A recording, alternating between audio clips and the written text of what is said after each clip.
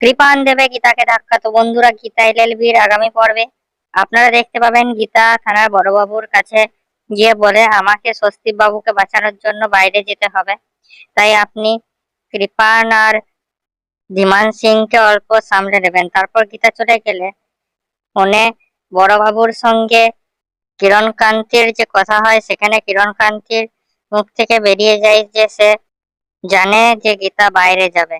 সেটাতে এখানে থানার বড়বাবুর একটু সন্দেহ হয়।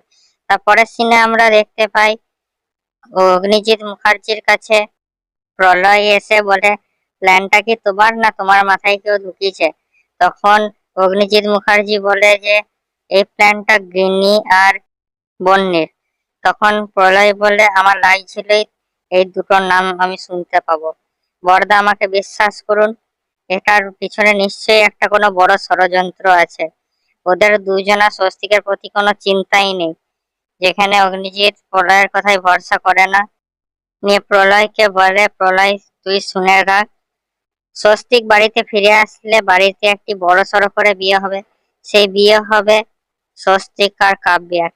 তারপরের ক্ষণেই আমরা দেখতে পাই যে বন্যি রাকা আর প্রলয়ের কাছে সব স্বীকার করে নেয় যে সেদিন পাহাড়ে একটা বড় কিছু ঘটনা ঘটবে।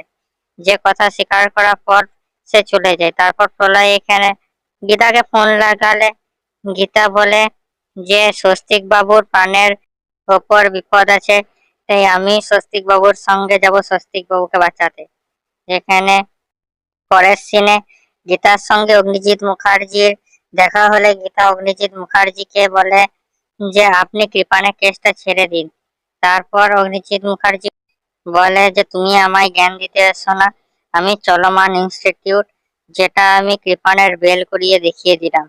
আর শুনে রাখো, আমার ছেলের ধারে কাছে আসবে না, আমার ছেলের সঙ্গে বিয়ে করবে কাব্যা। তখনই কাব্যা এসে হাজির হয় এবং কাব্যা গীতাকে বলে যে স্বস্তিকের জীবন থেকে সরে যাওয়ার জন্য থ্যাংক ইউ। তারপর গীতা বলে, যদি আমার স্বামীর কিছু হয়েছে তাহলে আমি তোমাদের কাউকে ছাড়বো না। পরের দিন গীতা পাহাড়ে পৌঁছে স্বস্তিককে খুঁজে না পেলে গীতা চারিদিকে স্বস্তিককে খুঁজতে লাগে। তখনই এক গাড়ি করে গুন্ডা এসে এখানে গীতাকে মারার চেষ্টা করে কাব্যার কথা মতো, কিন্তু গীতা একাই তাদের সামনা করে এবং উচিত শিক্ষা দিয়ে দেয়। কিন্তু তখনই কৃপান পিছন থেকে এসে গীতাকে ধাক্কা দিয়ে পাহাড় থেকে ফেলে দেয়। তখন পদ্ম সেটা দেখে উকিল দিদি বলে চেঁচিয়ে ওঠে, কিন্তু গীতা পাহাড় থেকে পড়ে যায়। তো কি লাগছে বন্ধুরা, গীতা কি বাঁচতে পারবে? বলুন কমেন্টে। আমাদের ভিডিওটা লাইক করুন, আমাদের চ্যানেলটা সাবস্ক্রাইব করুন এরকম আরো আপডেটস এর জন্য।